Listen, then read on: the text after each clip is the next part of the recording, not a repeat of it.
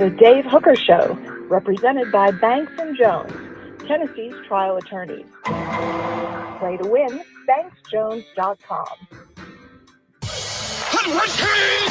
The Dave Hooker Show.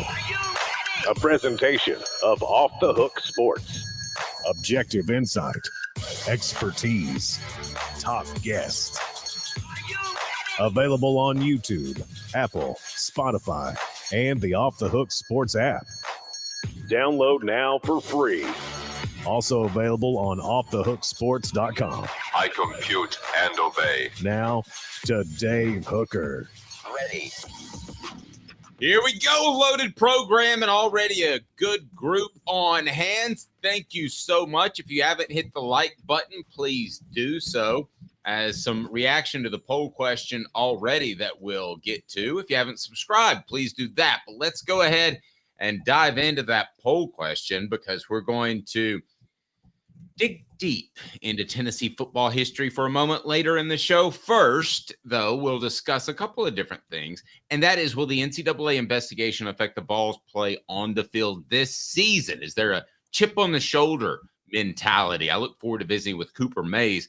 By the way, turn your notifications on later today about that. We'll have the Vol Report with Cooper brought to you by City Heating and Air Conditioning. Also, Nico Iamaleava versus current NFL draft quarterbacks. Better or worse? We'll go through the list. Connor O'Gara of Saturday Down South has his most draftable quarterbacks in this upcoming 2024 NFL draft. I think he's better than half the guys on the list. I'll just go ahead and tell you. Also, this day in Tennessee sports history, who's the most dominant athlete is our poll question in Tennessee football history.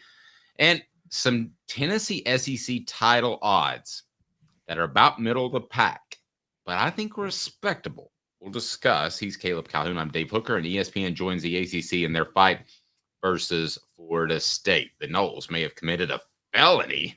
It's pretty interesting. Caleb Calhoun, how are you, sir? I am tremendous. How are you, Dave? I'm well. So we've got the poll question up right now, and we would encourage you to go ahead and vote on that. And the reason I ask it, I'll just kind of give it away a little bit. This was back in 1992, Tiger Woods' first PGA event. I think he's one of the most dominant athletes of our time. So I thought I would ask the question, who's the most dominant athlete in Tennessee football history? Reggie White with 50% of the vote. It minimized. Eric Berry, 29% of the vote. Doug Adkins, 21% of the vote. Gene McEver, who Caleb's backing, and he's going to make a strong argument, and he knows his stuff a little bit later in the program, hasn't received a vote yet, but it is very early. And that's because people who follow Tennessee don't know history. Sorry. I just gave you the props. Did you need more than that? I just wanted to throw some shots at people. I want everybody to know how much smarter than them that I am. So, you know. Yes, very nice. I'm just kidding. I love all you guys. I just like trolling y'all. Doesn't come across as contentious at all. Okay, but I want to remind you, check out this shirt. Check it out. The poll question brought to you by Apex Apparel. Man, they do so much when it comes to promo products, screen printing, embroidery, headquartered out of Knoxville, but a national dealer, one-stop shop for all your products. Check out this TriStar shirt. Pretty awesome. Call Tyler, 865-919-3001. It's right below for your company, yourapexapparel.com, spirit wear, and more. They've got it for your group. 865-919-3001. So let's dig into it right now. Will the NCAA investigation affect the Vols' play on the field this season? And we know it's going to affect the Vols in 2025, 2026, and for the rest of college football. It is. There's no question about that. However, I wondered to myself this morning, could this team have a chip on their shoulder? It certainly seems like the NCAA has made a target of Tennessee. Tell you some things I've heard since we last spoke on Monday. One is that the NCAA really thought that Tennessee would be an easy target and would fold again, and that would be a step to them getting more control of NIL. They've done nothing but beg Congress for help, and they're not going to get it from Congress.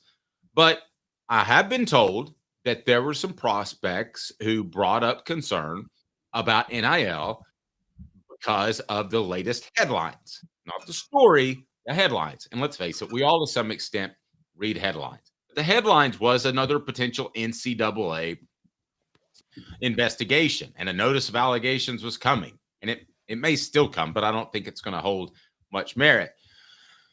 Caleb, I think it's affected Tennessee, and I know these guys don't dig into the paper and dig into the internet and watch a lot of coverage of themselves, but I'd kind of have a little chip on my shoulder, wouldn't you? Hit that like and subscribe button if you agree. Oh, I think it absolutely affects Tennessee, and they'll have a chip on their shoulder. And I think there will be one also, because you and I have talked about this in the past, but Nico Iamaleava, given his background, I'm willing to bet is probably embarrassed to be at the heart of this, because he probably is the type of guy that doesn't want to be touched to any scandal whatsoever. And so I think the players sense that, and I think the players for him want to really make a statement. And by the way, this isn't anything new. You remember, Dave, in 2002 when Alabama was on probation, and they would have won the West had they not been on probation that year. Wasn't it 1993? Auburn went undefeated, Terry Bowden's first year when they were on probation. 2012, Ohio State went undefeated, Urban Meyer's first year when they were on probation. We have seen teams on probation play a lot better than they were, because every game was their bowl game or their postseason game in that moment. Tennessee's not on probation, but so they don't have to worry about that. But I think the concept could be the same, couldn't it? I think it could. And listen, it's big enough news where you're not digging into Tennessee lost a 3-star prospect. I mean, there are some players that absolutely love following recruiting when they're in high school. Cooper Mays is an example of that. And of course, he didn't follow it when he got in college. But Caleb, this isn't small news. I mean, this is monster news on the front page of the New York Times sports section. I mean, that's not anything you can miss. Yeah, I agree. And it went from, you're right, it went from probably affecting Tennessee on the recruiting trail to a certain degree in a negative way, putting some concern in the back of their mind to, I mean, this thing is wrapped up already. And okay, you guys are going to sit there and say it's not wrapped up. It's wrapped up. The NCAA can't do anything to Tennessee right now because of that TRO that was just granted. But so one, they're going to lose in court. And they've already effectively lost. And until somebody comes back and says, we'll either temporarily give you back your NIL restriction rights, or they lose the case, or the NCAA wins the case, neither of which is happening, they can't do anything to Tennessee. So it's wrapped up. They're in the clear. And it's happening right before spring practice. Caitlin on our message board said, why wouldn't we have a chip on our shoulder? I was one of those guys that didn't really think the NCAA had any sort of vendetta against Tennessee. I wonder about that in this latest situation. I think Tennessee was viewed as an easy mark, that they probably fold and comply like they have done for 50 years. And that just wasn't the case. Tennessee fought it, and I got a lot of respect for that. And listen, they had the courts on their side. Now, what will the NCAA do next? You think it's over. I do too. But what are they doing? They're sitting in Indianapolis. What are they thinking of doing? Brought to you by Don Self, your State Farm agent in the Chattanooga area. Go to donself.net, donself.net, with great customer service, 40 years of experience. They're just incredible. And I know everybody's shopping rates now, but what happens when you send in that claim? Customer service matters. donself.net, donself.net. So if you're the NCAA, what are your options right now? You're sitting in Indianapolis. You're trying to decide what you're going to do. One, you just roll over and play dead. Okay. I mean, you just say, please let us keep a hold of basketball. And that's it. The NCAA basketball tournament. We've lost. We are who we are. We know you're going to make a mega conference. Two, you file another lawsuit to try to battle NIL. Or three, what I would do is I would call all of the commissioners. I'd say, can we have a meeting? How can I help you facilitate the best usage of NIL and the best way for it not to be abused and the best way to put together a playoff, which you've really already done? That would be my approach. Let's all work together. I mean, at this point, the NCAA needs to find a role because right now there's a room full of people doing great stuff, and they ain't one of them. Well, option 3 is not a possibility because option 3 doesn't. Here's why it's not a possibility. But it's the only smart one, you would agree, right? They literally can't do it because neither can the commissioners. There's nothing you can do to regulate NIL short of Congress. No, I'm saying let NIL go and just say, let us work with you to help facilitate. You can't facilitate anything. Any facilitation of NIL would be a... No. You didn't hear me. Not NIL. You let NIL go and you say, let me be a part of the party. Let me help you. Oh, okay. I see what you're saying. Yeah. Plane tickets for the college football playoff. Whatever it is, let me be a part of, because right now they're not going to be a part of the party. This is going to be a separate conference. And that would be my approach, is try to be, I don't know, the nice guy, kill them with kindness type of thing. Now, maybe every other school is okay with that, but Tennessee's going to give them the middle finger because they've been targeted so often. But that would be my approach, is just to try to be a part of the party. Well, I agree. The funny thing about and we agree the NCAA stepped in it here. The virtue signal by people against the NCAA is hilarious, though, because they'll complain about the NCAA, and then they'll say these conferences should break off and do their own thing, and then they should form their own regulatory body and regulate the teams, which is what the NCAA was doing. So it's kind of like, it's funny to me when people want regulation on things and then they complain when like the NCAA acts as the regulatory authority to do what they wanted, or like, oh, I hate the NCAA. You see this in politics all the time, where like people will hate a bill, but they'll like everything in the bill, and they'll just arbitrarily. And a lot of times they'll want something included that they want in the bill to vote for it, right? Yes, exactly. You'll see people tout you'll see people criticize a bill, but they'll tout something from the bill that helps their district at the same time. You see that all the time in politics. And you're kind of seeing that with the NCAA. And because when people say, oh, the SEC and Big Ten should form their own, thing and have their own regulators. So you mean they should have the NCAA? You're just calling it another thing at that point. It's like it's like I need a race car, but you've got a race car sitting right there that doesn't run. Travis said this yesterday, so I went ahead and put it up today, but he said it again. I like being the villains. I kind of do too. I mean, I feel like a lot of schools, Alabama's the one you would point to the easiest, that has gotten some preferential treatment from time to time, but so certainly Notre Dame has. But why not be the villains? I mean, didn't Miami prove it back in the 80s that you could be the villains and you could have an M16 in your hotel room or your dorm room and still sack the quarterback? That was what Ed Orgeron said back in the day. He said, everybody wants to talk about one sack, the 3 sacks he had on Saturday, but nobody wants to go get the M16 out of his dorm room on Sunday. He actually said that in front of a Big Orange Booster Club, and everybody. Was he on the sauce? Well, it was a noon meeting, so I'd like to not, but It's Coach O. Ladies and gentlemen of the voice, hit that like and subscribe button. Mark says, we don't want NCAA to have anything to do with the enforcement. That's kind of what it is. You're so damn right. It's hard. I can't say that any better. They have done such a poor job over half a century doing it. They've been so wrong. They only killed SMU because SMU couldn't fight back and weren't one of the big boys. They would have never done that to an Alabama, Texas, or a big school. Well, the whole Southwest was cheating at that time, and SMU was the only one that took the brunt. Well, and to finish, I thought the Southern Cal punishments were too harsh. I thought the North Carolina punishments weren't harsh enough. I can't think of really a punishment they doled out that I agree with. So I'm with Mark. I don't want the NCAA to have anything to do with enforcement, but somebody has to, right? Yeah, someone has to do enforcement. The problem is the NCAA made a lot of missteps, but they also were hamstrung by autonomy granted to conferences and teams based on court rulings, which limited what they could do.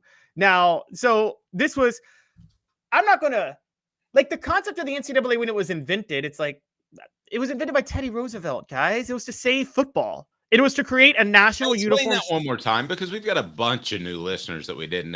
And this is why I love Caleb, because He knows more history about Tennessee football than I do. I'll be very willing to admit that. And he knows more history in general about athletics than I do. So explain the Teddy Roosevelt thing for those that don't know. And because you've said it before and you've explained it to me, but I didn't know that. So in 30 seconds or less, explain that to me. So as football got big in the latter half of the 19th century and at the turn of the 20th century, it was a gentleman's game for Ivy Leaguers. That's how it started. And there were widely different rules for widely different teams and leagues, and there were no safety guidelines whatsoever. So they were almost going to do away with the sport in the early 20th century.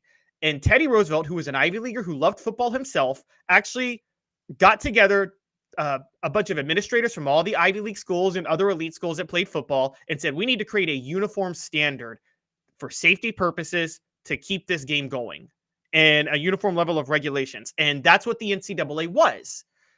Obviously, the NCAA was not something equipped to handle when the idea of amateurism or when college football got profitable. Nobody considered amateurism in 1907 because sports didn't make money like that at the college level. So nobody even thought that, even there was no regulation on it until, you would probably say the 1970s when TV deals were happening and the NCAA was like, we got to figure out a way to keep all this money for ourselves. And that's what happened. True. And the NCAA got incredibly bloated because there was so much money going around. And I think they got in bed with the bowl committees a little too quickly. But yeah, I love your history on that. So that's a great point. Had they decided to sanction a playoff in the 1970s, they would still they would have a lot more power today. Agreed. All right. So interesting column by Connor O'Gara that I would like to get into. But first, let me just ask you, do you believe, if you had to make a bet, that the NCAA and Tennessee being targeted, that it helps Tennessee on the field this season? Yay or nay? Yes, I do. I think it helps Tennessee on the field this season because, not like usual, though, they're not the villain, guys. Everybody loves Tennessee for what they did. So, the whole keep your friends close, enemies closer. Other teams won't have the same psychological urge to destroy Tennessee because they'll be grateful to Tennessee.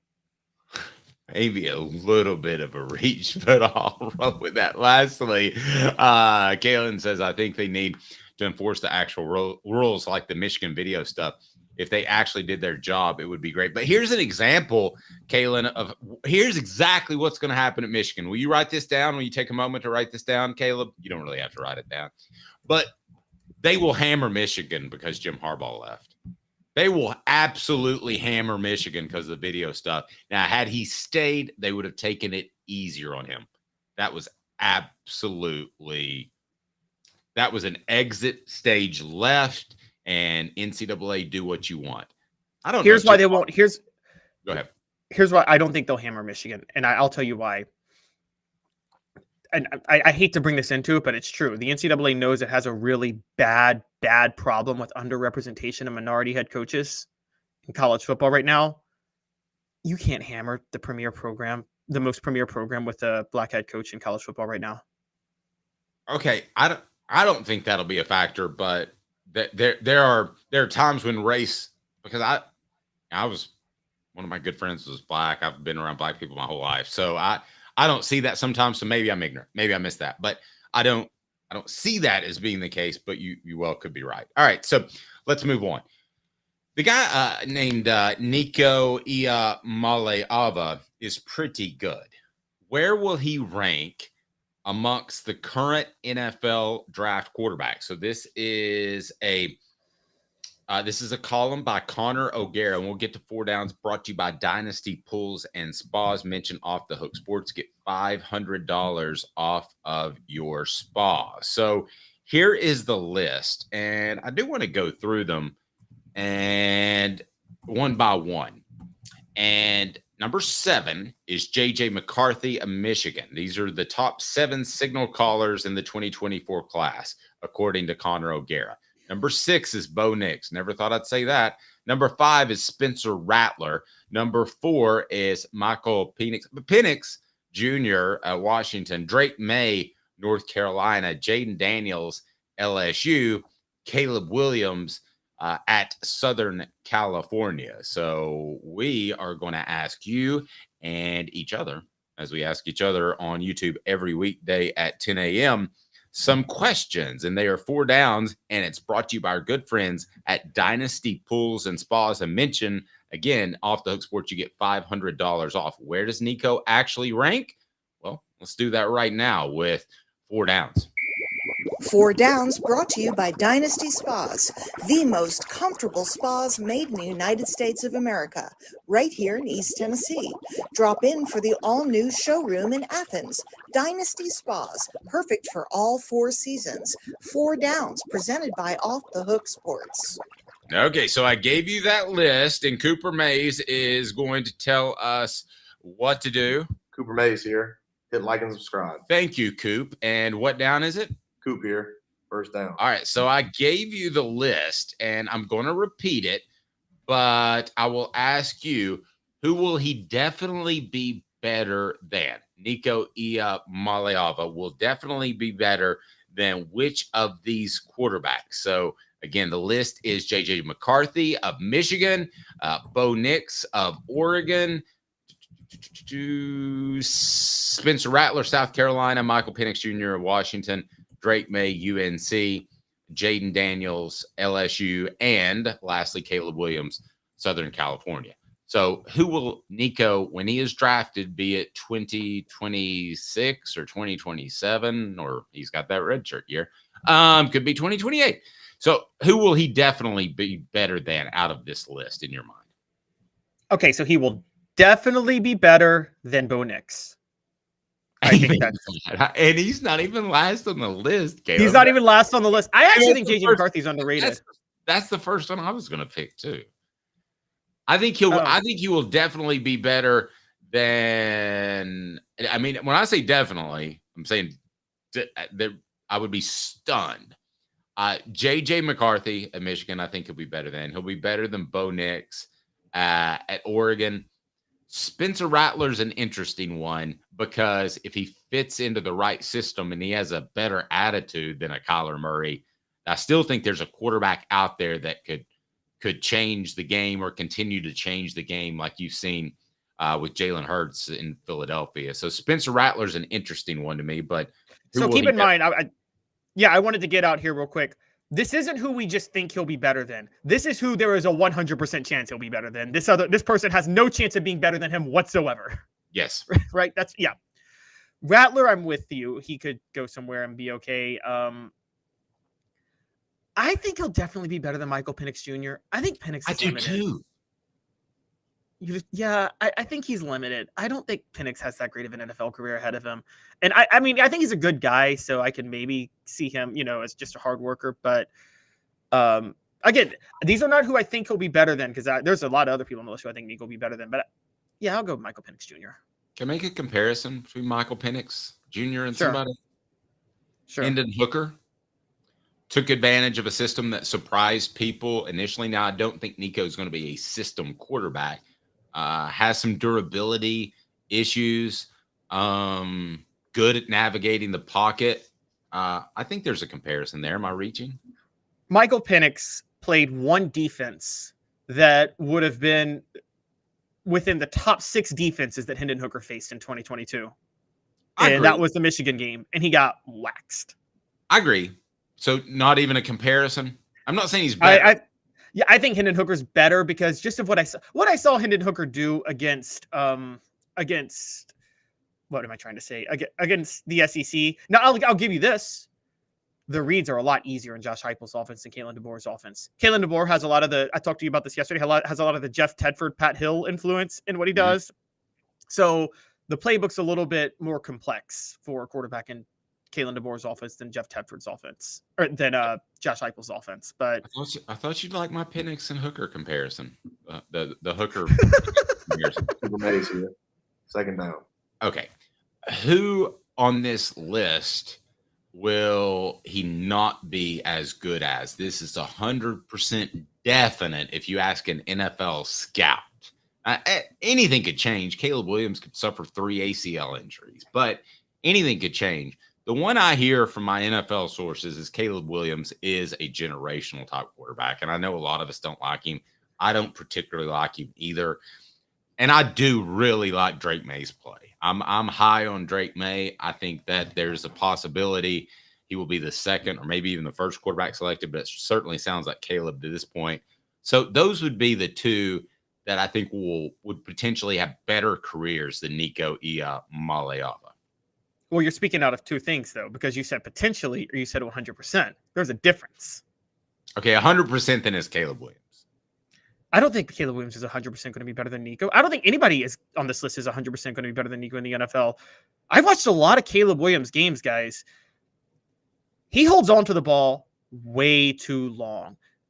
Who's the only quarterback? Dave, outside of Aaron Rodgers, have you ever seen a quarterback get away with holding the ball that long in the NFL? Is Aaron Rodgers the only one you ever saw get away like that? Well, Patrick Mahomes holds it forever. Patrick Mahomes 20 years ago, you would have said, you got to throw the ball. Stop running around like a crazy person. Yeah, okay, I will give you Patrick Mahomes too. Patrick Mahomes and Aaron Rodgers are the only two quarterbacks. Are we saying Caleb Williams is on that level? Because I'm not seeing it. No. Okay, you have to be that generationally good. He does hold on to the ball too long, and he's not as nimble as Patrick Mahomes, and his nimbleness allows him to get away with that, and his pocket presence. Caleb Williams has good pocket presence, but not elite pocket presence. Okay, maybe you talk me off the Caleb Williams conversation. Yeah, look, I think Shedeur Sanders is better than Caleb Williams. I watched that USC Colorado game last year, and Shedeur is better. Yeah, he's not because he's not a draft prospect, but yeah. I thought Shedeur was the better quarterback. Caleb says the other Caleb, or Travis says Caleb Williams is more overrated than Ryan Leaf. I don't know. Well, you can't go there. No. That's pretty strong. What down is it on 4 downs? Brought to you by Dynasty Pools and Spas. Tennessee center Cooper Mays here. 3rd down. All right, 3rd down is who is the most comparable? Well, mine. I said Penix with Penix with Hooker, but I find it difficult to pick a quarterback off of this list that is comparable to Nico Iamaleava. I'm struggling on 3rd down. How about you? Yeah, I would honestly go Drake May. I would too. And I mean, we're agreeing too much. We guys, we don't manufacture debate for show. We made that very clear. But yeah, I and Nico's more mobile than Drake May, but it's not like. Yeah, I gotta go Drake May. It's Drake May. Travis, I'm not even reading that. Yes, I will. He said from this list, Penix sticks out. Jamarcus Russell getting a vote as well. The scissor. All right. So the last 4 downs brought to you by Dynasty Pools and Spas. Where will Nico Iamaleava get drafted? 4 downs brought to you by Dynasty Pools and Spas. We'll answer that for you right after this. Just 30 seconds. Imagine having the best spas made right here in the United States of America in your backyard. Dynasty Pools and Spas. Their showroom is open in Athens, right off the interstate. You can stop by and check out the best hot tubs and spas in the market. And delivery, yes, they can do that to Knoxville or Chattanooga. They've got complete support, spa cover, and chemicals to keep your spa bubbling at its best. They also have pool chemicals as well. Dynasty Pools and Spas, amazing discounts for first responders, military, and even some blemish models that can save you a ton, and no one will ever notice. Mention Off the Hook Sports, get $500 off. Mention Off the Hook Sports, get $500 off. Dynasty Pools and Spas. Go to dynastypoolsandspas.com or stop by that showroom in Athens. dynastypoolsandspas.com. Dynasty Pools and Spas. All right, we are really piling it on. Number 1, top 5, top 10, first round. Those are the 4 options I'm going to give you about Nico getting drafted. I'm not even going to give you beyond the first round because I don't think that's going to happen. And we want to hear from the message board too. Where do you think Nico could potentially get drafted? I think top 10. even though I'm very high on Nico, and you guys know how I am, I think scouts are not going to be in love with how simple Heupel's offense is, and it's going to work against any Heupel quarterback. I think Arch Manning will go higher than Nico, honestly, and I think Shedeur will needs to give him the field first, though, right? Yeah, that's true, but I think Arch Manning and Shedeur Sanders will go higher than Nico. As far as this draft, I think Caleb Williams. No. Let's stick to where he would get drafted in his draft. Okay. Okay, yeah. Well, I'm saying, like, if Caleb Williams is the number 1 pick, he would be drafted higher than Nico will be the next year, is what I'm saying. So I think... you think if they were in the same year that Nico would go higher than Caleb Williams? No. He wouldn't go higher than Caleb Williams or Drake May. Probably everybody else on this list, though. Dylan points out the way the NFL draft works out, there are usually 5 teams or so that need quarterbacks, and that's about right. There's oftentimes one guy that could slip to that mid-20s round. Aaron Rodgers, who you mentioned, was one of those, not mid-20s round, but mid-20s in the first round. I wouldn't be stunned if that happened to Nico because of the system and people pointing to that and wondering, saying that he has all the physical ability, but is he a system quarterback? But let's not forget this. How does Hendon Hooker do? Does he see the field? They've got Goff right now, but if he gets on the field and plays well, that's going to help Nico a lot. Yeah, you are right. That'll be a big impact. And guys, I want to be honest, like, this quarterback thing is it's so hard to predict, Dave. Let's be honest. Remember, Patrick Mahomes and Mitch Trubisky, I think both were drafted the same year, weren't they? With Chicago and Kansas City. And both Chicago and Kansas City were lit on fire for trading up to get those quarterbacks. Well, now Kansas City looks like a genius. Chicago looks like clowns, but nobody knew that at the time. We thought both of them were idiots for trading up to get those quarterbacks, honestly. And so these things are so hard. The one thing I will say, I don't think scouts now, I think they're smart enough to not fall for, oh, this quarterback was good in the system, so they're smart enough to not fall for those patterns anymore. I could be wrong. I mean, half this country still believes in zodiac signs. So, I could be, but yeah, I could be wrong that they don't try to create patterns out of quarterbacks coming from somewhere, but I think they're smart enough now to realize that's not the case. Our poll question in 1992, some guy named Tiger played in his first PGA event, one of the most dominant athletes of our time. Who is the most dominant ball football athlete? And we want to be sure and accentuate the athlete aspect because we're talking about dominant athletes. Peyton Manning is probably the best player, but athlete. So Reggie White, Eric Berry, Doug Atkins, and Gene McEver are on the list right now. White, 61%. Eric Berry has 27%. Doug Atkins has 10%.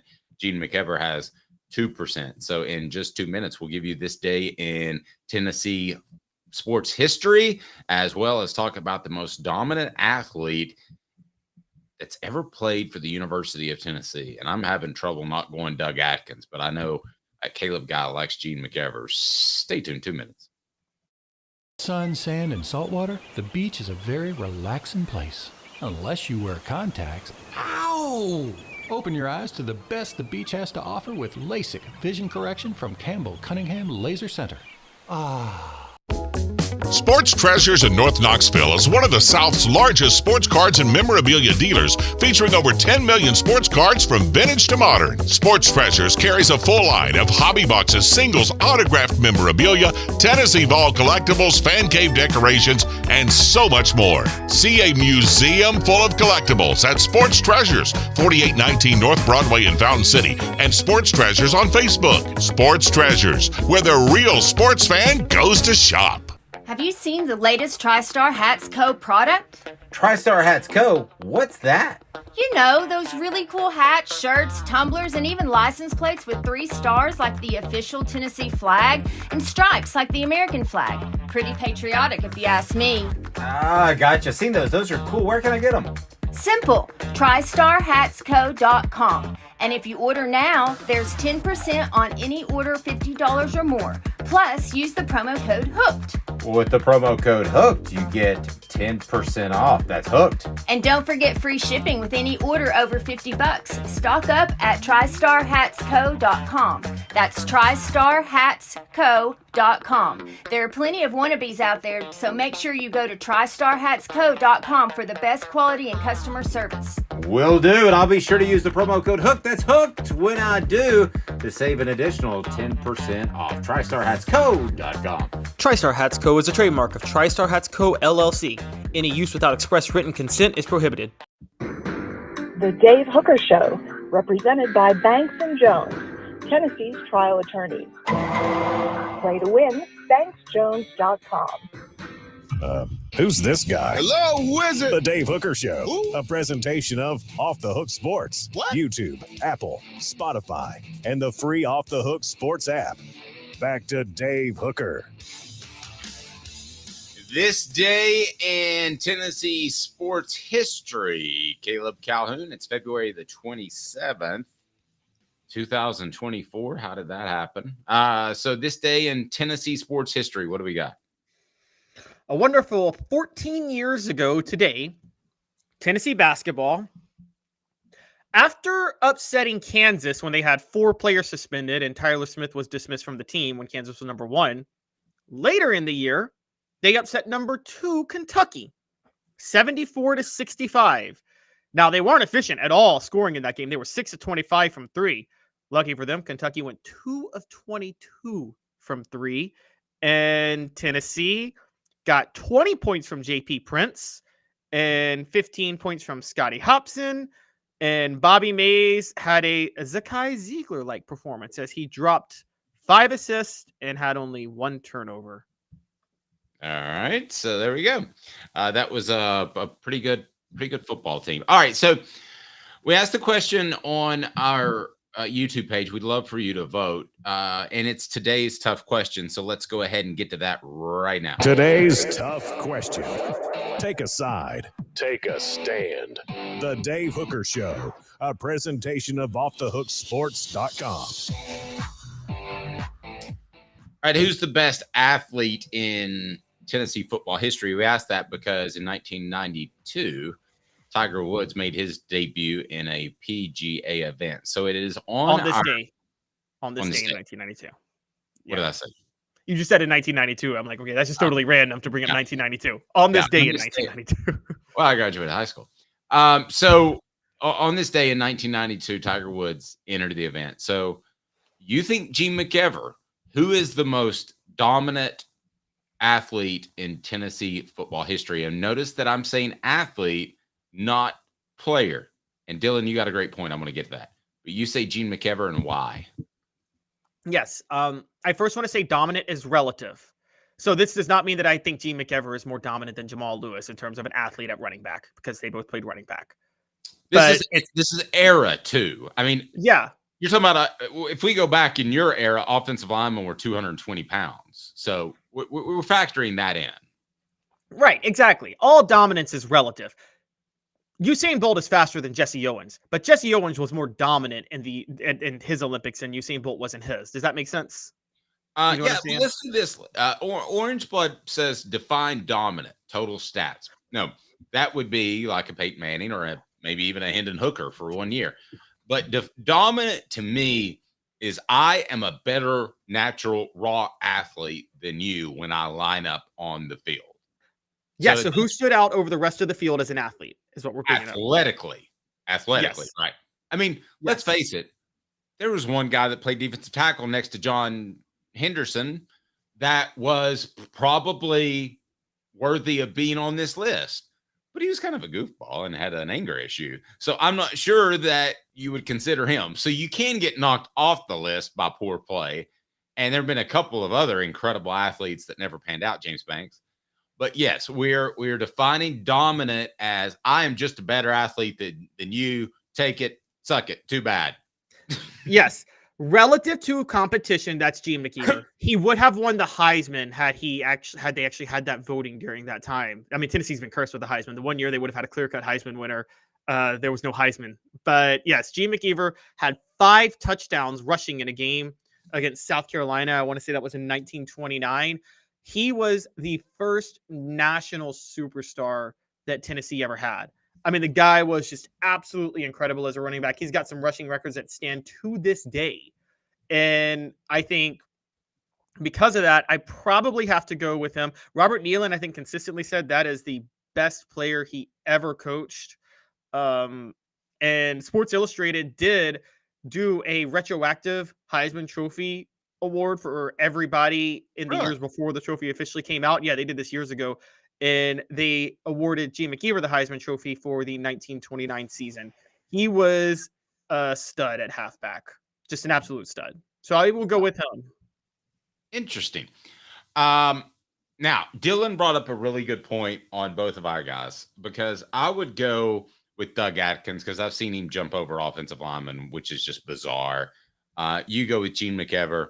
Now, the other two that are getting votes, Reggie White and Eric Berry. White, 63% of the vote. Berry, 26% of the vote. Atkins, 9%. McKeever, 2%. Now, one of the reasons that those older guys that we named aren't getting as much love, I think, is because they're older guys. You got to really know history. However, Dylan brings up a great point on the message board. This is before desegregation. So does that factor into your decision at all? It would if we were naming greatest or best. We didn't say that. We said most dominant. So most dominant means relative to who you're playing, relative to your competition at the time. So yes, it was desegregated, but that doesn't really matter because it was who towered more over their competition. Reggie White and Eric Berry are better athletes than Gene McKeever. I don't know Doug Atkins. I actually think Doug Atkins may be that guy that's kind of a victim of being stuck in a segregation time, but would have dominated in any time, so I mean, Doug Atkins was 240 pounds. I mean, he'd be a good edge rusher right now if he was if he was 19 years old. I mean, people that don't know Doug Atkins, he jumped over offensive linemen literally. Yeah. So it's kind of like the Babe Ruth thing. Like, I think Babe Ruth still would have been great in any era. To be fair, Babe Ruth was actually half black. That's an unknown. That's a kind of a secret that a lot of people don't know. But Babe Ruth actually was. There's a lot of research on. He was partially African American. But aren't we all? He got white passing. He was not allowed in certain clubs in Boston when he played. And then when he went to New York, he would frequent the nightclubs in Harlem more than anywhere else. And that's something that's So I would probably go. So again, dominant does not, I get the point. And that's why, but you don't have to take it with a grain of salt when you're talking dominant, because dominant only means relative to the competition in front of you. So Gene McKeever stood out more over the competition, and Doug Atkins stood out more over the competition than a lot of these other people who were probably better athletes, even though the competition was worse. To put it in perspective, Tennessee has had better football teams than Boise State over the past 10, 15 years, but Boise State's been more dominant against their level of competition than Tennessee has. Exactly. Yeah, I couldn't put it better myself. Hit that like and subscribe button. Please do that. We greatly appreciate it. Kaylin brought up a good one as well. Leonard Little. You talk about, that's a really good one. We might reset the poll, frankly, because of that. But they didn't give him a chance to be as dominant as he should have been, because his only dominant year was 95. Because 96 he got hurt, and 97 they moved him to middle linebacker. Yeah, but he was still one of the top. I mean, I'm with you. Okay, don't get too defensive on me. He should have played defensive end, but he was still a top 5 Mike backer, which is insane. And he was way out of position. He's the most out of position player that I've ever seen in watching football in 50 years, and he was still okay. So he's more out of position than Jalen Hurd at running back? Debatable. I'll definitely give you that one. City Heating and Air Conditioning, 50 years in East Tennessee. Integrity matters. Don't trust a fly-by-night HVAC company to tell you that you need a new unit that could cost you thousands or more. Go to cityheatandair.com. cityheatandair.com. If we might change it up. If we changed it up to just the segregation or desegregation years, who would it be? Most dominant athlete? It's clearly Reggie White at that point. What Reggie White did in 1983 was freakish, because he had defensive end, he had edge rusher athleticism, but he was huge and could line up in the middle. The funnier question would be, All right, this is hilarious, but Dave, we have to ask it. Post integration, who's the most dominant white Tennessee athlete? I don't know who's the wide receiver that they had. Craig Faulkner. Yes, Craig Faulkner. Maybe it's. I'm going Jason Witten. Okay, let's not go white. Who is the most desegregation in college football would have been when? Colton college football or Tennessee football? I kind of need to go across the board, don't I? If I just go Tennessee, college football, you can go back to the 20s for that with college football, depending on where you are. There were some places. Give me a year. You say modern era. I mean, I'm going to say when college football was fully integrated, which I'm going to say 1972. Okay, I'm roughly saying 72. Desegregation. So who would you have on the list? I'm putting Leonard Little on the list for sure. Leonard Little, Reggie White, Eric Berry. Man, John Henderson was a freak, wasn't he? I think Albert Hainsworth was a bigger. Not in college. Not in college. John Henderson ran a 4.740. Okay, I think Albert had a better sting. Okay, but anyway, let's do this. Reggie White. Now I'm going to knock Reggie White for a second. God rest his soul, because he had one good year. He wasn't incredibly motivated for his second year. Do we keep Eric Berry on there? It was a very dominant year. We keep Eric Berry on there, and then since 1970, who else would it be? Dominant athlete. Willie Galt gets a vote. Do you want John Henderson on here? Could we throw Condridge in there? What about Condridge? No, I think Heath Schuler was a better athlete. Okay, Heath Schuler was probably better. Okay, I'm going to go John Henderson and Albert Hainsworth. What about Carl Pickens? Guys, Carl Pickens over all of them. The guy he would have been an All-American defensive back and just played wide receiver. Okay, then I'll go Carl Pickens, Reggie White, Eric Berry, John Henderson, Carl Pickens. You can go ahead and vote now. And if you got any other... Oh, so you're leaving off Leonard? You are leaving off Leonard Little? I told you can cut off John Henderson and put Leonard Little on if you want to. Let me see if... Reggie White. Oh, yes, I did. All right, so we're going to do this again. But we're going to... Nobody got a vote there. Okay, so let's try this one more time. Most dominant athlete... We made this incredibly hard. Since 1970 for Tennessee football. Okay. This is really hard, by the way, because I could have named Cordarrelle Patterson, who was the best player I've ever seen with the ball in his hands. Okay, I'm going to go Leonard Little. I'm going to go Cordarrelle Patterson. Oh, I didn't say put him on there. I just said I could go there. I'm putting him on there because I want a skill position player. All right. And so Reggie White. And then who's my last one? Then we got to put Eric Berry on there. We got to put Eric Berry. Okay. Well, then I'm putting Eric Berry over Carl Pickens. Over Cordero. Okay. Berry. Yeah. So Carl Pickens and Cordero and Eric Berry. Yeah. Carl Pickens, Eric Berry. Okay. All right. Let's move on. That took a little bit too long. But there you go. Well, since 1970, revote on that. We want to know what you have to think about that. And then we have Tennessee's SEC title odds. And I think they're pretty good, to be honest with you.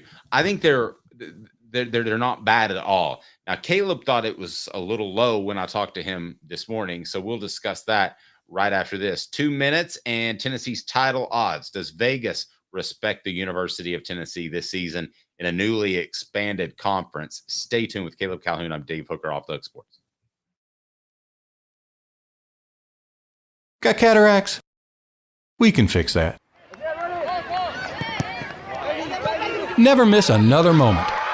With a little help from Doctors Campbell, Cunningham, Taylor, and Haun at cctis.com. Hi, I'm Rick Terry, and we at Rick Terry Jewelry Designs pride ourselves in the highest quality craftsmanship from a family-owned business here in Knoxville for over 35 years. At Rick Terry Jewelry Designs, we also take pride in being an affordable option for all your game day accessories, especially those fire opals. At Rick Terry Jewelry Designs, we want to be your jeweler every day and especially on game day. Go Vols! Hi, Mike Davis here with City Heating and Air, reminding you to always dare to compare. Our team provides quality local heating and air service, installation, and maintenance across East Tennessee. We use only the best equipment like American Standard heating and air conditioning for your residential, new construction, or commercial needs. Honesty, dependability, and customer satisfaction have been the cornerstones of our business since 1961. City Heat and Air. There's your bear. We believe every day is a good day to be thirsty. With free samples on draft and lots of flavors to choose from, Tennessee Cider Company prepares a hard cider that's easy to enjoy. Some say it's the signature cider of the South. Others say it's the cure to your craving. They all say you'll savor every sip. The area of Gatlinburg has so much to offer, and so does Tennessee Cider Company. Add us to your list for shopping and fun experiences. You'll be glad you made the trip. Find our cidery in the Mountain Mall on the Gatlinburg Parkway. Sip smart. Sip the good stuff. Sip Tennessee Cider Company. Thirsty yet? Doors open at 10 a.m. The Dave Hooker Show, represented by Banks and Jones, Tennessee's trial attorneys. Play to win, banksjones.com. Who's this guy? Hello, wizard. The Dave Hooker Show, Who? a presentation of Off the Hook Sports, What? YouTube, Apple, Spotify, and the free Off the Hook Sports app. Back to Dave Hooker. Welcome back. I got 22 likes and over 100 current viewers here. So come on, hit that like button for me. If you haven't subscribed yet, do that. Be sure and hit the notifications button as well. We'll have a little Cooper Mays action coming up later today. The Vol Report brought to you by City Heating and Air Conditioning. Again, that's cityheatandair.com. Always look forward to visiting with him. Tennessee's title odds, winning the SEC title, out today. So if we can go ahead and pull that up and go through it. The University of Tennessee, I think people, the national media is really split, Caleb, on the Vols. I think some people believe that Tennessee is going to take that next step, that Nico is going to be a special quarterback. Other people are in this wait and see mode. For instance, Greg McElroy picked them at 8-4. I just really scratched my head at that one. I feel like the national media is a little split on Tennessee. Do you? Yeah, I do. They're very split on Tennessee. But I will tell you this. Is this the first time since 2007 that Tennessee's had at least as good of odds as Alabama to win the SEC? Well, let's get to those odds right now. And they're brought to you by the Hemp House, the premier hemp dispensary online with a wide variety, great selection, and strict standards to ensure you only receive the best in CBD or Delta products. Go to Hemp House Chat with 2Ts.com, Hemp House Chat with 2Ts.com. All right. So what are the odds? Who's got the best odds to win the SEC? I'm going to bet it's Georgia. It is Georgia, and who's going to get mad at that? Vegas has way too much on the line here, and I think this is one of the most clear fields ever where it's I think the SEC title should be Georgia versus the field. It's not, but I think it should. Wow, who would you take, Georgia versus the field? I personally would take the field, but it's significantly debatable. Yeah, I would take the field, but it's very close in my mind too.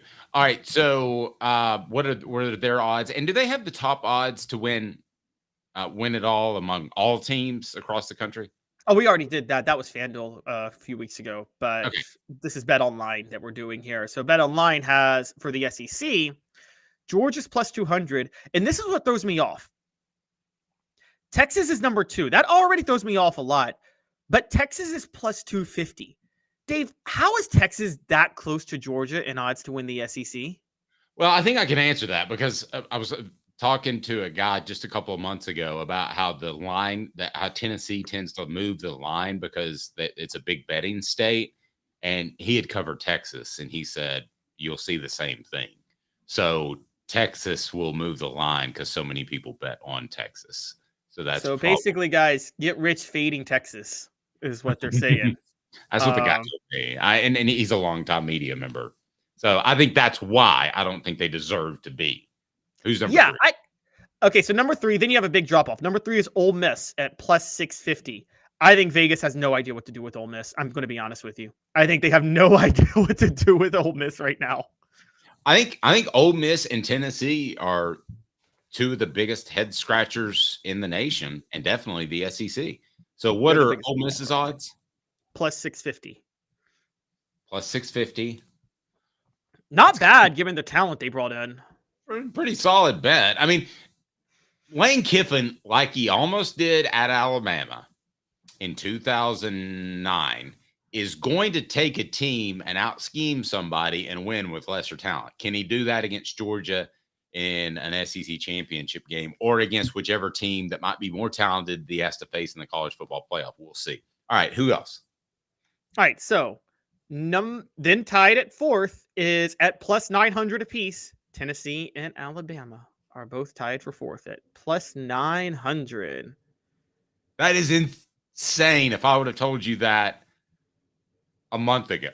It's funny how fast things have changed. That Tennessee and Alabama, which is the better bet at plus 900? I think Tennessee. I think Tennessee's a better bet. You know that I think things are going to fall apart in Tuscaloosa. So you know my answer. And it's more because of Alabama than it is because of Tennessee. But yes, if somebody made me bet a mortgage on one of those two teams plus 900, I would take the University of Tennessee over Alabama. Insano. Yes. Kaylin says we don't know what Nico is going to do this year. We have first-year redshirt freshman quarterback. We put a wrench in the Vegas odds. They will change after the first few games. I think they will after the Chattanooga game. And people don't know what to think about Nico. That's why I think it's a good time to get on board Tennessee, because I think after the Chattanooga game, what you said it was plus 900. Yeah, it'll go to like plus 500. Plus, you think Vegas would overreact to a game against an FCS school? You think they'd react like that to a game against an FCS school? They're like known for not getting fooled like that. NC State's second, right? Yes. Okay, I will say after that. I will say the odds right now will be around plus 500 for Tennessee to win the SEC after those first two games, because I think they're going to play the lights out. I'd say after the Oklahoma game, you might be talking Tennessee at plus 150, plus 200. Whoa! That's almost even money, Caleb. I know, because I think Texas is going to fold. Texas Hold'em fold, get it? But anyways, I think Texas is going to fold, and I think it'll be very clearly a Tennessee-Georgia race by October. Why do you think Texas is going to fold? I think they were overrated. I watched them last year. They beat a bad Alabama team that got good after that, and they lost to Oklahoma. They lost to Washington in the playoff. They're not a good football team. I don't think they're that good. I think they have a good quarterback in Quinn Ewers, but I don't think they. I do think they're overrated. Their defense is terrible. Okay, so I want to ask you this: outside of those top four, which is Tennessee, Alabama, Ole Miss, and Georgia, Texas is in that top. And Texas. So outside of the top five, does anybody have an opportunity to win an SEC title, or is it just those five? I'm not even sure if it's those five. So I'll ask Caleb, how many teams actually have an opportunity to win an SEC title this upcoming season? The show represented by Banks & Jones, 30 seconds. Banks & Jones? Well, it's because they're Tennessee's trial attorney. You can play to win with Banks & Jones because they'll go to trial. You've heard of other lawyers. They say they'll go to trial and fight for you. They won't. They just want to settle. That's the easiest way out. Well, that's not Banks & Jones, led by T. Scott Jones. They won't settle. They'll go to trial for you. Tennessee's trial attorney. They play to win. Truly, Tennessee's trial attorney when it comes to criminal defense or personal injury. Why settle? It's Banks & Jones. T. Scott Jones. BanksandJones.com. How many teams in the SEC have a realistic opportunity to win the conference this year? Big Luke says, and I think it's the first time you posted, Big Luke. Thank you. Welcome to the program. Please hit that like and subscribe button. Tennessee, LSU, Georgia, Ole Miss are the four that stand a chance of winning a championship. So Tennessee, LSU, Georgia, and Ole Miss? Those are the ones that Big Luke says. That's Big Luke. So yeah, LSU is the one not on here that we named those top 5 that I think could. They're right there at 6th and they're at plus 1,000. I think what's hurting them is Brian Kelly just came out and said they're going to keep Harold Perkins at middle linebacker. It's Leonard Little all over again. However, Dave, to Brian Kelly's credit, apparently it's because Harold Perkins wants to play middle linebacker to help his draft stock because he's a little bit so that's what that's about. But you're hurting LSU. You're hurting the team by doing that. But what does it matter? It's all about it's a me society nowadays. I'm going to I'm going to say that Ole Miss. I'm talking about having a realistic chance of winning the SEC would be Texas, Ole Miss, Georgia, of course, and Tennessee. Those are my only 4. Those are my only 4 that have a realistic shot to win. Tennessee, LSU, Ole Miss, and Georgia? Yes. So you fully agree with Big Luke? I do. I'm on board with Big Luke. Yeah, I am too. All right, here's one thing I could say in Texas's favor that I think people are missing, and I kind of forgot this part. I'm sorry, I don't want to get conspiratorial, but Greg Sankey gave them the easiest schedule possible to enter the SEC with. And so it was kind of funny. And so I think based on that, it's possible that Texas could at least get to the title game because their toughest game, I mean, now they do get Georgia, but they get Georgia at home. Of course, when Greg Sankey set the schedule, the idea was Alabama would still be elite. And they do get Michigan on the road. So it's not like Texas doesn't play a schedule, but again, they get Georgia at home, and then the rest of the schedule is Mississippi State, Oklahoma, Vanderbilt. I mean, we're talking like the bottom feeders of the SEC they get. Pretty much.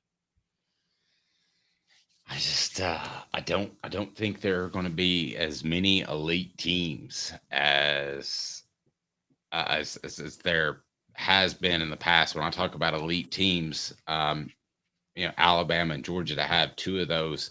How many elite teams would you say that college football has had over the past 20 years? Alabama, Georgia has done enough, definitely. Miami in their second round. Miami, they haven't won a title in the last 20 years. Oh, am I getting my years mixed up? Okay, who else? The last title was 1. Okay, LSU, because they've won 2 titles. They've won 3 titles the last 20 years with 3 different head coaches. That has to matter. Florida was elite with Urban Meyer. They were elite. So LSU, Florida, Alabama, Georgia. Oh my gosh, Clemson, those 5. Ohio State? Yeah, maybe. 6. With Urban Meyer, not with Ryan Day. Yeah, with Urban Meyer. 6. Do you want to say Michigan after this year? I can't go Michigan because I just think they've had too many like Tennessee style years the last 20. So I'm going to go 6. Wouldn't go Auburn because they just bought Cam Newton and won a national title for a year doing that. But they have that, if you go back 20 years, Auburn has had 2 undefeated seasons in the past 20 years. I don't think they're elite, though. I think they're just short of that. Do conference championships, you mentioned a conference championship earlier, do they matter with the new college football playoff? Well, we're bringing this up.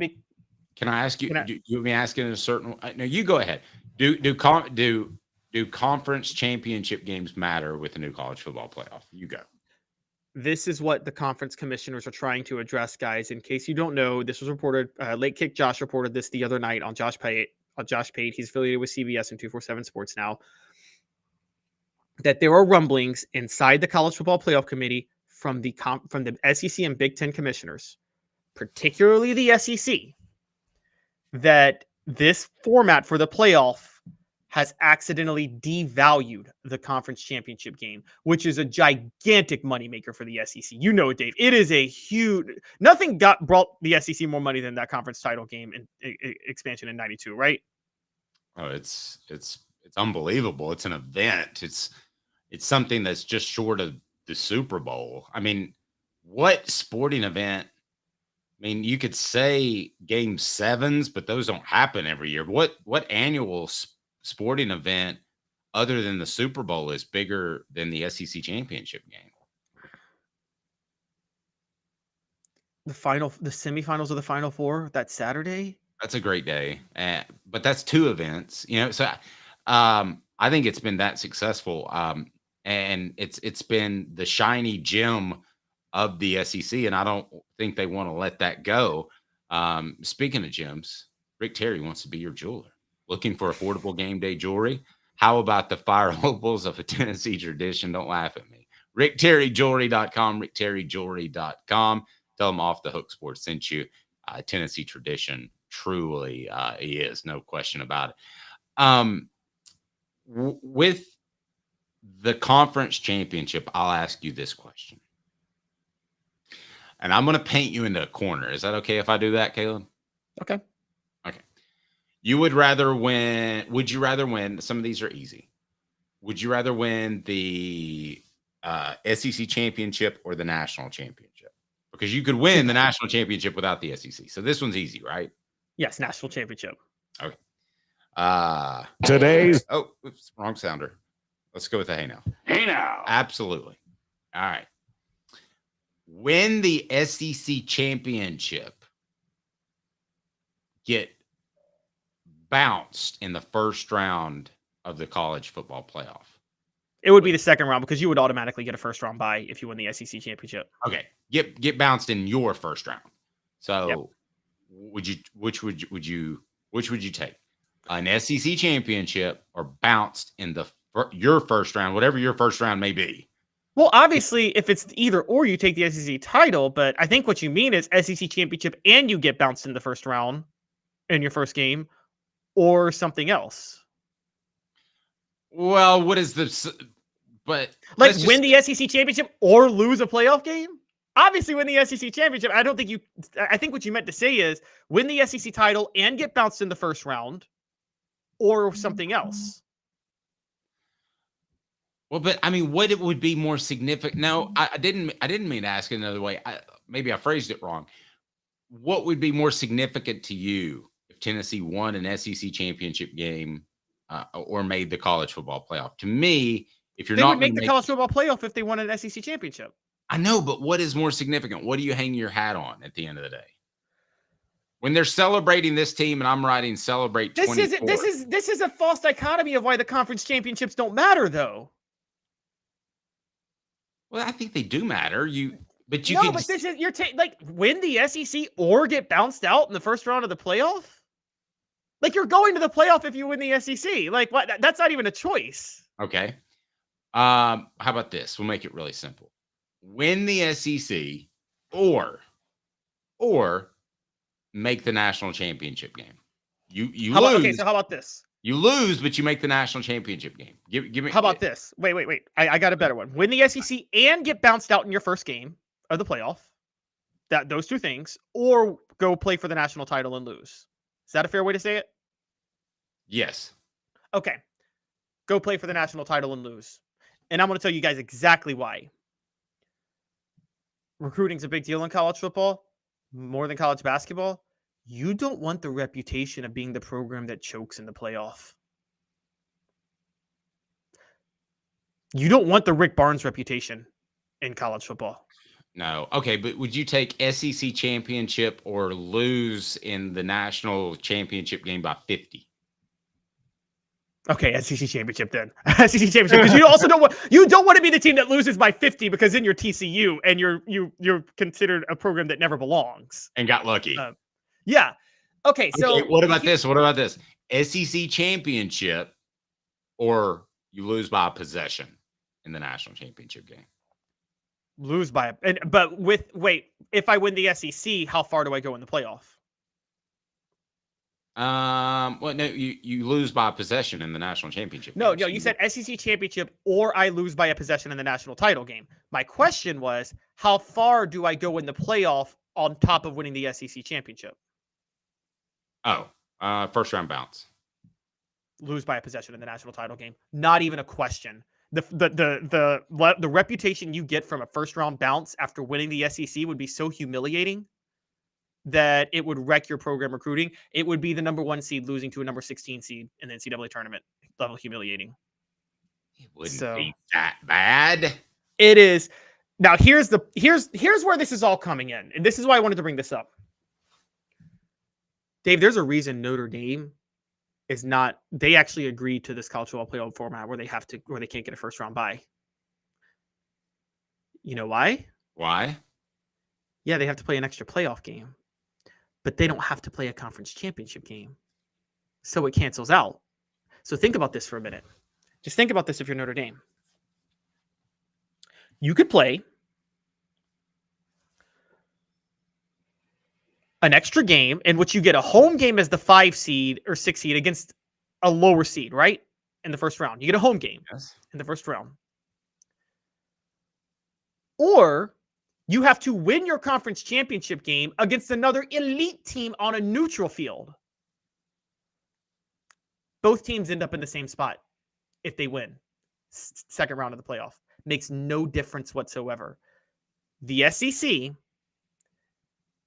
and this is what Greg Sankey's worried about, the playoff has taken away the incentive to play for the conference champion. One, you'd rather be the third team than the second team in the SEC. Would you rather be the second team and lose the SEC title, or be the third team, not have to play the game, but you still go to the playoff? I'd rather win the SEC title. I didn't say win. I said, would you rather lose the SEC title? But if I'd rather have the opportunity to play for it. I'd rather I know you're telling me I'm going to lose, but I want to be on that stage and I want to believe. I know it's nostalgia and you're right, Caleb. Be nice about it. But I want to believe that the conference championship games still mean a lot. I want to believe. Then you have to make them mean a lot. You have to restructure the playoff format. This is the problem. You have to restructure the playoff format for them to mean a lot, or else they're conference tournaments in basketball. That's all they are. I know. And that's the one thing about the whole playoff that I don't like, that I'm trying to avoid. Somebody asked, is John coming on today? No, John is a little bit under the weather. That's the only thing. It's kind of like, you get married to the love of your life and you're going to spend the next 50 years with her and everything's going to be great. But, dating good-looking girls isn't that bad either. It's the one, it's the one thing that I can't cope with, is that the SEC championship game might be a big nothing. I love that event. It's a sacrifice that you made for expanding the playoff, but there is a fix, and this is what they're working on right now. And there is no resolution. They haven't figured it out. But here's what I think is going to happen. I think the SEC and the Big Ten. What do you think of this, Dave? Let's just stick with the SEC because that's the one. No other conference championship game is an event like the SEC, right? Like none of them have the magnitude that the SEC one does. No. It's so much more. So the SEC, what would you say if they split into divisions? Okay. And there was kind of like a mini playoff within the SEC that was embedded into the college football playoff. You've got me interested. That's something that they have promoted. Here's a philosophy I've thought of. The SEC eventually goes to 24 teams. Let's say they go to 24. All right, fair number. And okay, they have 3 8-team divisions. Okay, 3 divisions with 8 teams. The champions of those divisions, and then one wild card voted on by like the AP poll or whatever, like who they think is the best team that didn't win those divisions. Those 4 play a playoff, and then the winner goes to play the winner of the Big Ten that has the same format for the national title. I'm good with that. One thing that's going to make me physically ill though is if a team from the SEC were to play, let's say they were a 2-loss team, but they make it to the SEC championship game and they lose by a possession to Georgia in Atlanta, and then Wisconsin makes the playoffs, and it's viewed nationally as they had not Wisconsin, I'm sorry, Cincinnati. I was trying to pick a random team, and Cincinnati makes it, or somebody else makes it. I'm trying to think of a TCU, like they made it that year. That's what I don't want to see, because to me, making it through the SEC schedule, especially with what it is, it's going to be so much more difficult. That's not going to happen. There's 7 at-large bids. So 2 loss teams from the SEC are getting automatic bids. Have you ever seen a 2-loss team? This would be a 3-loss team. This would be a 2-loss team going into the SEC championship game and then losing by possession against Georgia. I still think they're getting an automatic bid. Not an automatic bid. I still think they're getting in. They're pretty easily getting a bid because there's probably another 2-loss team that's 3rd in the SEC. So that's also getting in. Because what happens, say there's 2-loss teams that finish 2nd and 3rd. The 2-loss team that goes to the SEC title loses. They have 3 losses. Does that mean the team that finished 3rd in the SEC is ahead of them because they only have 2 losses, even though they didn't play an extra game? I mean, that's where the incentive structure is coming in right now, where you'd rather be 3rd than 2nd. If Tennessee's playing Georgia for the SEC title in a rematch this year, if I'm Tennessee, I'm resting everybody. I'd rather have a home game in the first round of the playoff than have to play Georgia. This would be a lot easier if the Pac-12 hadn't imploded. I mean, really, that was kind of the foundation. You had 5 conferences, and now that it's imploded, it makes it much more difficult. It'd be a lot easier if they just went to 8 teams. Oh yeah. If they just had 8 and had the 5 Power 5 conference champions and 1 auto bid, and then 1 lower level, and then 2 wild cards. No, I agree. I agree with that. Did you even think 12 was a possibility when they came out and announced that? It was just like in the middle of the day, out of nowhere. I'd never even heard of 12. We weren't working together when they announced that, did they? Did we? Yeah. No, we weren't working together. I didn't think it was a possibility, but bizarre. I kind of knew that was where they were going because the SEC was very firmly against auto bids because they knew that at large bids there were going to be more SEC teams in there, and Notre Dame was very firmly against auto bids unless it went to 12 because otherwise there'd only be 2 spots available for them in the playoff. I mean, I know you don't like playoffs in general, the playoff in general, but 16 even makes more sense than 12 because you have an even number. I want to remind you that we're sponsored in part by our friends at TriStar Hats. Go to TriStarHatsCo.com. Free shipping right now. The new spring styles are out, so certainly check those out there. Awesome hats. I've got one of the trucker hats that I like to rock right here, and you certainly need to check them out. TriStar hats are fantastic. Support the state of Tennessee, even if you're not a Tennessee fan. They've got orange ones as well. Check them out. TriStarHatsCo.com. Again, TriStarHatsCo.com. Coming up, ESPN has joined the ACC in the fight versus LSU, and there may be a felony involved. Stay tuned. In 2 minutes, we'll be right back with you. He's Caleb Calhoun. I'm Dave Hooker. This is Off the Hook Sports. Got cataracts? We can fix that. Never miss another moment. With a little help from Doctors Campbell, Cunningham, Taylor, and Haun at cctis.com. Hi, I'm Rick Terry, and we at Rick Terry Jewelry Designs pride ourselves in the highest quality craftsmanship from a family-owned business here in Knoxville for over 35 years. At Rick Terry Jewelry Designs, we also take pride in being an affordable option for all your game day accessories, especially those fire opals. At Rick Terry Jewelry Designs, we want to be your jeweler every day and especially on game day. Go Vols! Hi, Mike Davis here with City Heating and Air, reminding you to always dare to compare. Our team provides quality local heating and air service, installation, and maintenance across East Tennessee. We use only the best equipment like American Standard heating and air conditioning for your residential, new construction, or commercial needs. Honesty, dependability, and customer satisfaction have been the cornerstones of our business since 1961. City Heat and Air. Dare to compare.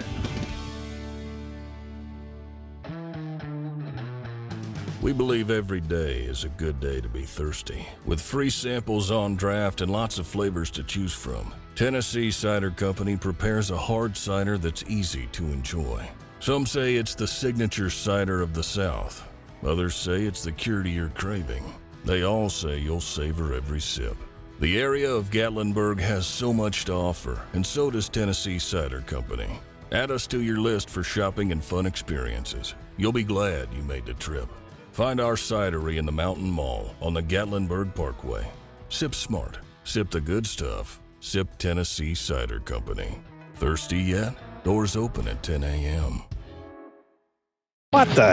What was he thinking? Release the hounds. The Dave Hooker Show. Keep cool. A presentation of OffTheHookSports.com. Or Florida State just can't catch a break. ESPN is backing the ACC in their fight against Florida State. Caleb, explain. What does this mean for the Noles, who may have committed a felony? Yes. So ESPN submitted a filing in North Carolina court to support the ACC's lawsuit against the Florida State Board of Trustees. Now, remember, guys, Florida State filed a lawsuit against the ACC. The ACC countersued against Florida State. The ACC suit is in North Carolina. Florida State's is in Florida. The reason they're doing that is because they're fighting on where to have it because, if it's in Florida, it'll be friendlier to Florida State. If it's in North Carolina, it'll be friendlier to the ACC. So the ESPN, which is backing the ACC, filed it in North Carolina.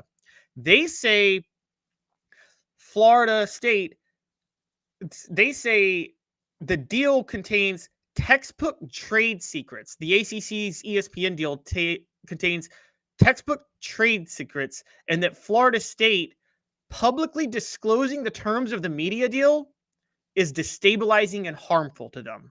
So what they're saying is these are trade secrets, like, for instance, you have to have trade secrets in the stock market and stuff like that. And they're saying by exposing the deal with the ACC and ESPN, Florida State has violated a clause that is that makes it a felony. Exposing what deal? Just the fact that they were getting the ESPN ACC TV deal. Okay, the ESPN ACC TV deal. Okay, so why would Florida State have released that and not the ACC? Because the deal is a really, really horrible deal, and it's one of Florida State's arguments for wanting to get out of the ACC. Okay. So and why is it worse? So why is ESPN backing Florida State? No, they're backing the ACC. Backing the ACC. Do you want the real reason, or do you want what they're claiming? Let me go with what they're claiming, then the real reason. They're claiming Florida State committed a felony by releasing the terms of their deal with the ACC because it's textbook trade secrets. Okay. Like, you can't just release insider trading information between businesses, obviously. That doesn't sound... If you signed a non-disclosure, yes, it could be criminal. Okay, so yeah. What do you think the real reason is? And before you get to that, I want to remind people that Sports Treasures carries over 5 million sports treasures and so much more. Follow on Facebook for the best sports memorabilia, daily updates. Go to Facebook.com and follow them at Sports Treasures TN, Sports Treasures TN. By the way, they'll bring you the prizes for Hooker's Corner that you can join. We'll put a link on the board. We had some people join yesterday, and you can win a mini helmet signed by Hendon Hooker. So go right ahead, Caleb. Okay. They're backing this because the ACC is stuck in a really crappy deal with ESPN right now that ESPN is the huge beneficiary of. And that deal could fall on its face if Florida State leaves, because here's what's happening. The ACC is stuck in a contract they signed in 2016, and they're stuck in it through 2036. So for ESPN's sake, they want to see the ACC survive. Now, ESPN is going to make out fine either way, because what happens is if Florida State leaves the ACC, and they could actually themselves cancel their contract with the ACC by 2027. But the thing is, when Florida State does inevitably leave the ACC, that's going to knock off the next round of expansion. And they're worried about how much extra they'd have to pay for SEC games in 10 years, or if they want to go get the Big Ten games in 10 years. In 7 years. So because the more of these power programs you add, the more value there is. So it's much easier for ESPN if the ACC survives and they keep them stuck in this really bad deal through 2036, where ESPN is just raking in money. Yeah. This is such a long-term contract, and you've knocked the SEC television contract, and it's not great. And Jimmy Himes who will join us tomorrow, has knocked it too. But this contract, just in terms of its length, is a bad contract. Nobody knows, and they didn't at the time. Look what's happened since. You've had NIL, you've had a college football playoff. Why would you sign a contract that long? Because they were so... Aside from the money, just the length. Because, well, when Maryland left the ACC in 2011, and paid like a $50 million exit fee that the Big Ten covered. They were so worried of losing other conferences that they just immediately strong-armed them into this long-term deal and this grant of rights deal. And so I think that was, so they were doing this to try to make sure they had the schools locked in. And it was more important to keep the big schools like Florida State and Clemson locked in than it was to get a good deal from ESPN. Let me ask you this. Will there be an ACC in 10 years?